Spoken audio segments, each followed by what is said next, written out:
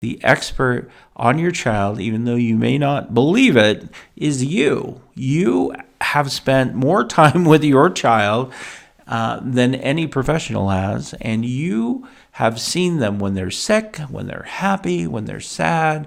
You have memories and connections with them that are very unique, and so your ability to help shape that behavior is powerful.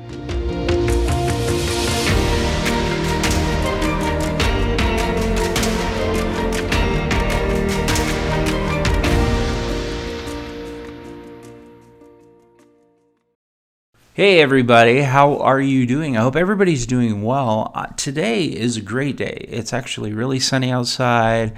The birds are singing. I mean, everything is like super nice. The trees look great. A lot of leaves there. I need to mow my lawn, which is one of those tasks that, just never seems to end. However, everything is going really, really well. And that's a good thing. I mean, it's a really good thing. Hopefully everybody's doing well out there.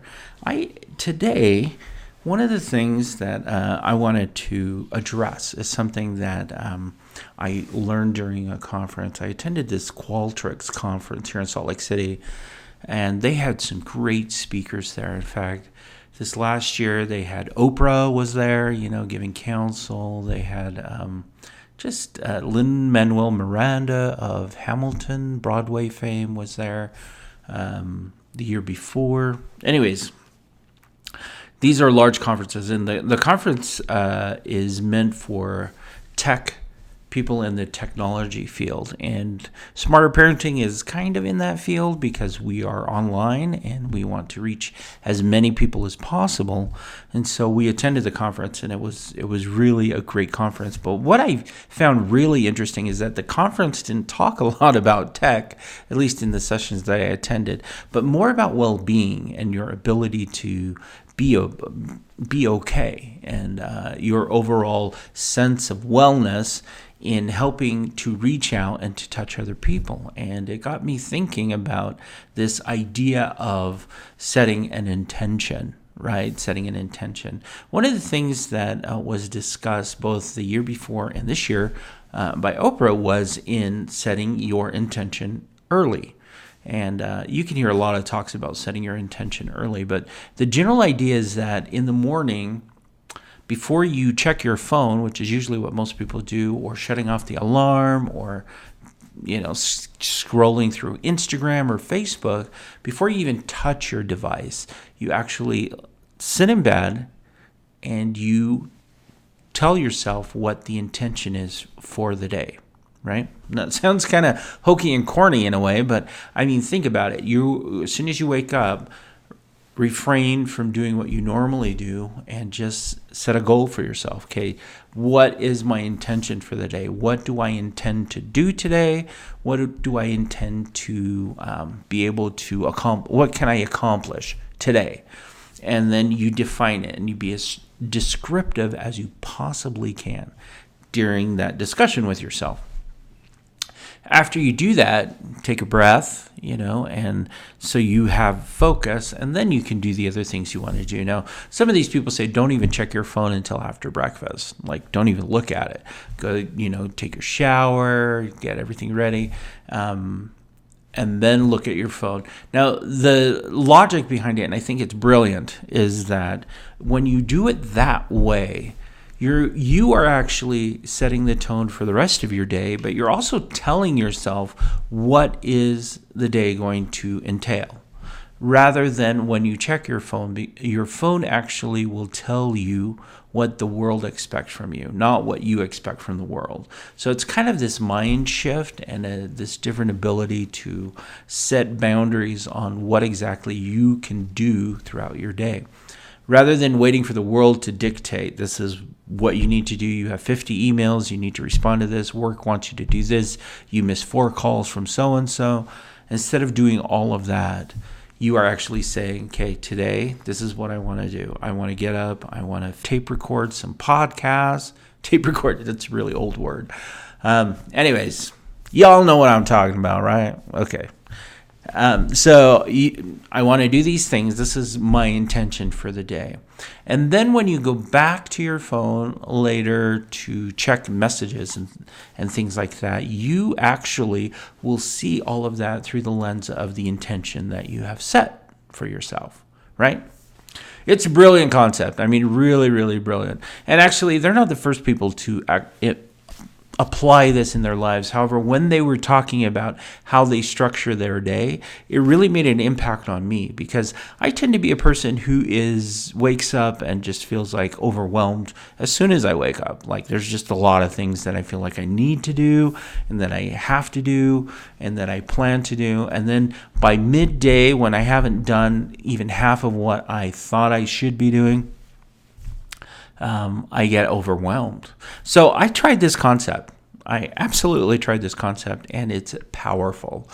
It actually helped transform the way that I am able to deal with the pressures of everything that I have at work, with home, with church, with everything, family, extended family, because I actually am in charge every day of what it is that I feel like I can do. And what I find is that I'm more realistic with what I can do, and I allow myself more forgiveness over time for what I didn't do, even though I planned to do it, because the next day I can set the intention for the day, right?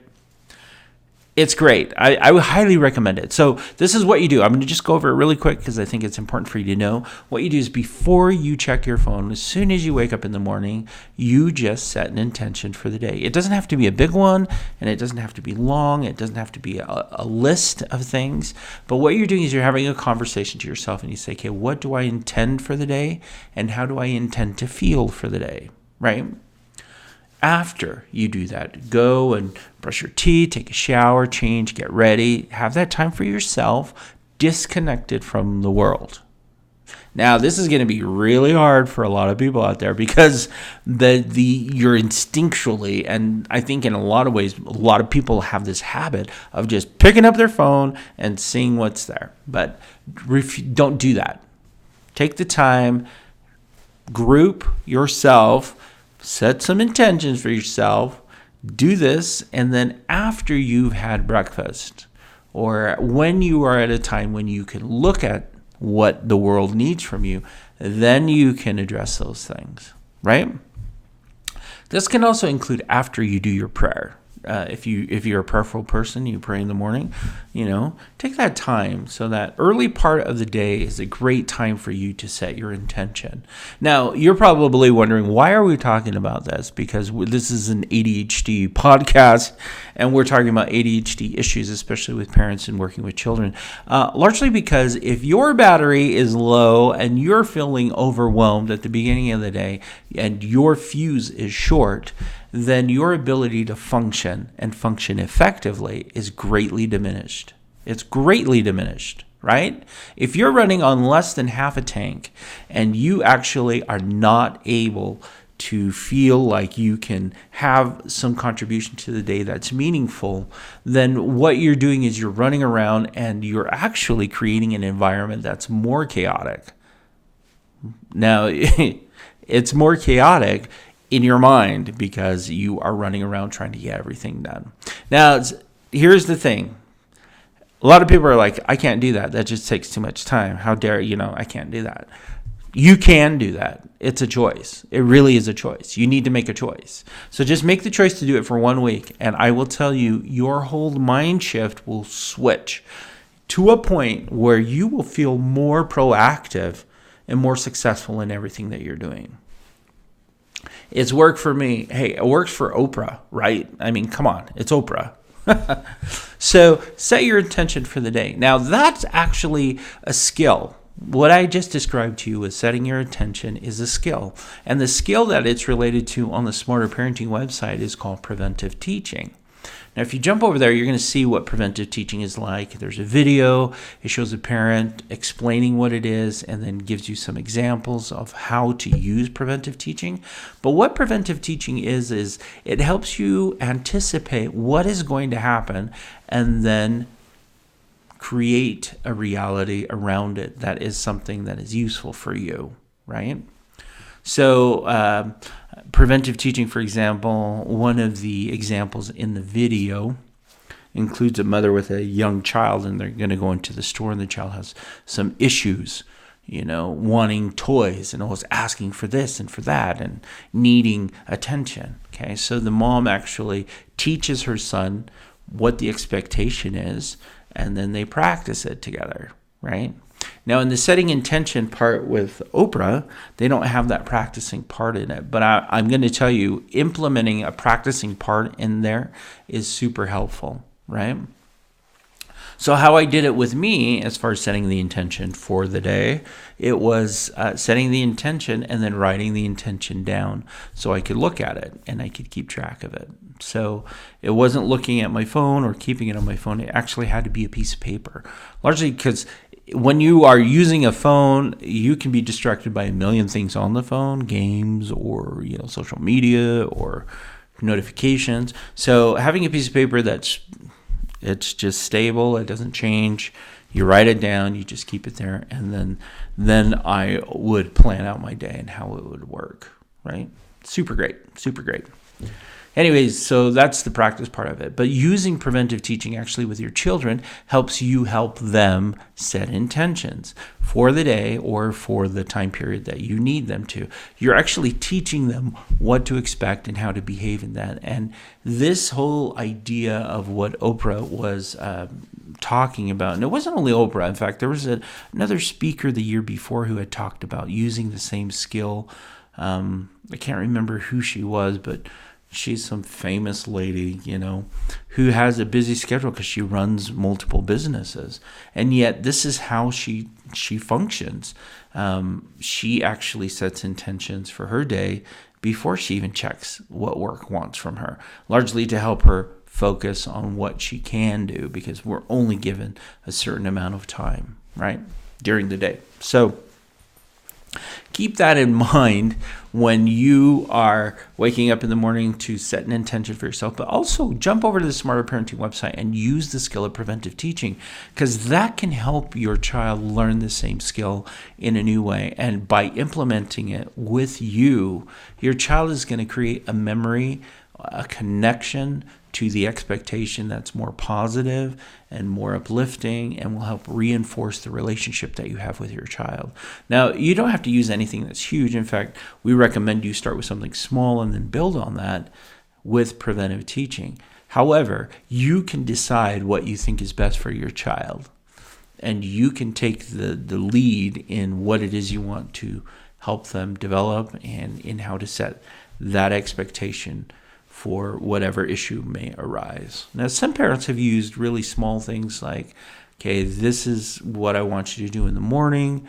This is our morning routine. And so they've broken it down to 4 or 5 things that the child needs to do, and they've practiced it, and that is the routine. It just helps them, and then they've built off of that. And then some parents are setting larger goals that include school and what they're going to do in school, using the skill of preventive teaching to help them establish what the expectation is in school. So you can decide, you kind of play around with it and see how it best works for you and your child. Because again, your child is very unique. And in fact, the expert on your child, even though you may not believe it, is you. You have spent more time with your child than any professional has, and you have seen them when they're sick, when they're happy, when they're sad.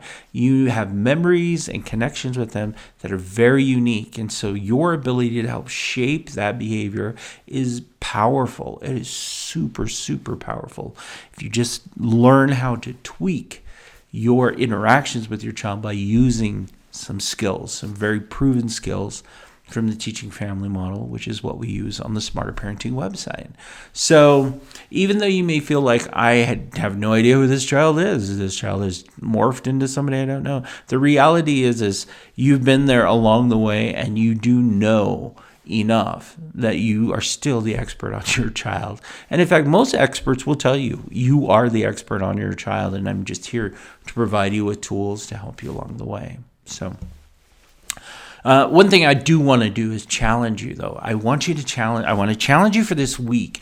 Challenge you for this week to set your own intention every morning. I want you to be relaxed and say, this is what I'm going to do. This is how I'm going to feel today. And then approach your day, right? You're preparing for battle every day. But if you set your own intention, then you'll start to look at your day through that lens, and everything will be a lot more focused and clear for you. Okay? So, yeah, thank you, Oprah, and everybody else who spoke at the Qualtrics conference. I thought it was super amazing to see just how important it is that self-care is at the forefront of what we need to do in order to be successful and to be effective in any type of work that we do. And so self-care needs to be something that we constantly talk about and that we evaluate. I'm not saying that we abandon all the kids and say, let's move to the Bahamas and spend a week there. That's a vacation, and that's part of self-care. But daily self-care and self-maintenance is an essential part of being an effective parent. So you need to gauge what you can do and what you cannot do. For those parents who are feeling completely overwhelmed, just start with this small task of setting your intention every morning. It's free. You can do it in the morning. It doesn't take long. You don't have to spend 5 minutes setting your intention. Just wake up and say, okay, what's my intention for today, and what do I want to feel at the end of the day? That's it. And then you're done. Okay? So that's my challenge for you. I would love to hear from you on how this challenge went, right? So set the intention, and I would love to hear actually how it's changed you and things that you've learned along the way. And specifically, I would love to learn how you're using preventive teaching in your interaction with your children or your child to help them also set their intention for the day. So, or for the week, or for their life, right? So that's it for me for this week. I am so grateful for the generosity of people who have donated to help Smarter Parenting become a reality.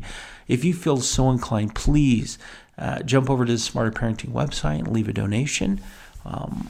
We all will welcome that. We are happy to receive that in order to continue on this podcast. If this has been helpful or useful for you, please share it. And we would love to get a good review on,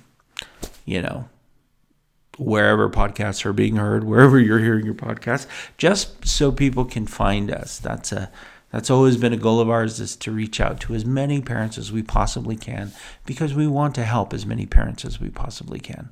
So that's it for me. I hope you have a good one, and I will see you later. Bye.